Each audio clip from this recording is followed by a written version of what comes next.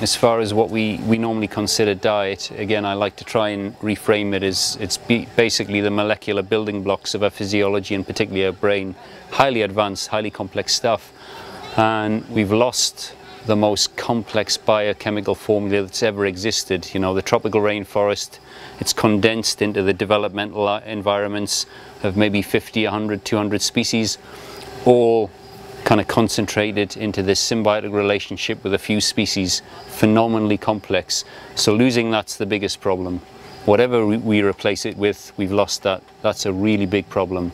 And then we've gone from kind of what would be called fallback foods for primates, you know, roots and tubers and so on, which they're still complex but nothing like fruit.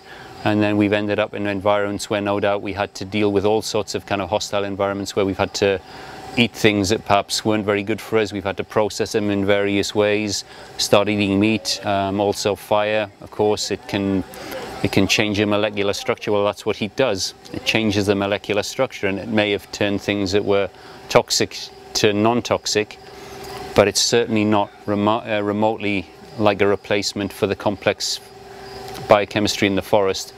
And then beyond that, in recent times, I mean, there certainly seems to be evidence that what we call more primitive cultures, which is a bit of a paradox, more tribal societies, generally have quite good health, certainly dental health, and their psychology generally, I mean, there are exceptions, generally is in pretty good shape, where they've been eating traditional foods. They're not forest fruit anymore, but eating kind of hunter-gatherer stuff, a lot of plant-based stuff, more than people used to think, some animal products, this kind of stuff.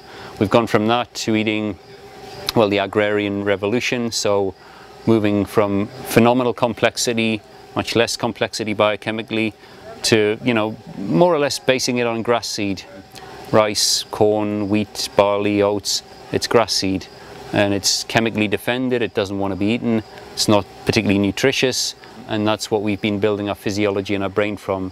Not only that, in order to process it, we've ended up, you know, grinding it, baking it, and then that's progressed into more modern times of phenomenal processing. So really poor quality foods, processing the hell out of them, reprocessing them, mixing them with very damaged fats, and we've ended up, again, building a physiology and the most complex thing we know from these kind of materials, with the presumption it isn't going to make any difference. That's kind of the most crazy thing anybody could have imagined.